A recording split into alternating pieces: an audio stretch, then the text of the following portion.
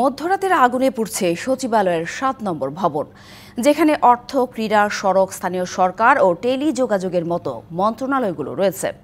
আগুন নিয়ন্ত্রণে কাজ করছে ফায়ার সার্ভিসের ১৯টি ইউনিট, যোগ দিয়েছে সেনা, বিজিবি ও র্যাব। এদিকে ঘটনার সময় ট্রাক চাপায় সোহানুর রহমান নয়ন নামে এক ফায়ার কর্মীর মৃত্যু হয়েছে। রাত ১:৫২ সচিবালয়ের ৭ নম্বর ভবনে আগুন লাগার খবর পায় ফায়ার সার্ভিস। তারপর থেকেই সময় যত গড়িয়েছে ততই বেড়েছে আগুনের লেলিহান শিখা। একদিকে আগুন নেভানোর চেষ্টা ফায়ার ফাইটারদের, অন্যদিকে পড়েছে নাম না জানা রাষ্ট্রের গুরুত্বপূর্ণ দলিল। পানি সম্পদ, যুব ও ক্রীড়া, ডাক ও টেলিযোগাযোগ বিভাগ, স্থানীয় সরকার, শ্রম ও কর্মসংস্থান, অর্থ, অভ্যন্তরীণ সম্পদ বিভাগ, সড়ক পরিবহন ও সেতু মন্ত্রণালয় রয়েছে এই ভবনে।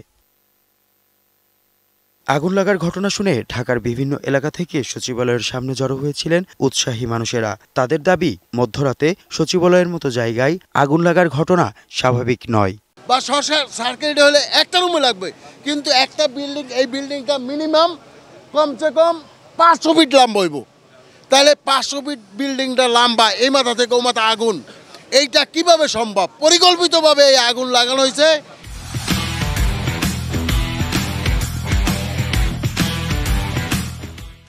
এটা আমি মনে করি শেখ হাসিনার আমলা, সচিব, দালাল যারা আছে এবং রয়্যাল এজেন্ট যারা আছে তারা এই কাজগুলো করছে। এনএসআই, ডিজিএফআই, অন্য গোয়েন্দা সংস্থারা কি করেছে তাদের জবাবদিহির আওতায় আনতে হবে। আজকে আমি মর্মাহত, আমি দুঃখ প্রকাশ করছি, আমি অত্যন্ত কষ্ট পাচ্ছি যে আমার দেশের সম্পদ ষড়যন্ত্র করে এই দেশকে নষ্ট করার জন্য চক্রান্ত চালাচ্ছে। সাধারণ মানুষের অভিযোগ, পতিত আওয়ামী লীগের দোসরদের কাজ হতে পারে। অন্তর্বর্তী সরকারকেও এর দায় নিতে হবে বলেও ক্ষোভ প্রকাশ করেন তারা।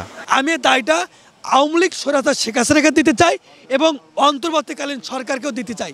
যদি আপনারা বলেন, দেশের জনগণ যদি আমার প্রশ্ন করে কেন আপনি অন্তর্বর্তীকালীন সরকারকে দায় দিতে চান, আমি বলবো ৫ই আগস্টের পর থেকে এই আওয়ামী লীগ সরকার বাংলাদেশকে নানাভাবে ষড়যন্ত্র করেছে।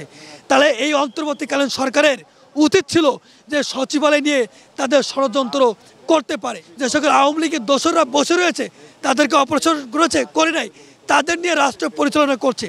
তা আওয়ামী লীগের দোসরদের যদি নিয়ে রাষ্ট্র পরিচালনা করে, তাহলে এমন ঘটনা যে বারবার ঘটবে না, তার কি আছে? আগুন নিয়ন্ত্রণে ফায়ার সার্ভিসের সঙ্গে যোগ দেয় সেনাবাহিনী, বিজিবি ও র্যাব। মোহাম্মদ আল হাসিব, ডিবিসি নিউজ, ঢাকা।